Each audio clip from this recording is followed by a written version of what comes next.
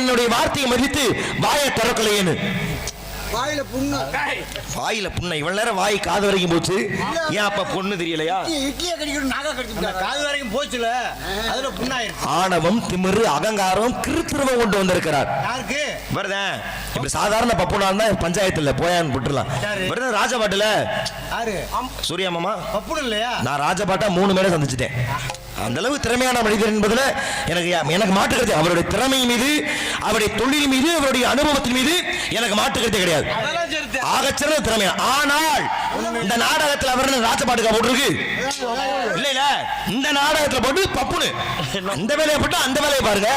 அதை விட்டு என்னை மதிக்காம சத்தம் போடாம இருந்தா அது கதைக்கு அழகு இல்லையே. என்ன மைத்தோனே? ஆமா ஆமா இல்ல இப்படித்தான் சொல்றீங்க, என்னையத்தான் விட்டுட்டு போயிருவீங்க காலையில. நீங்க அவரை வேலையில ஏற்றிட்டு போயிருவீங்க. சரி இருக்கடாமா.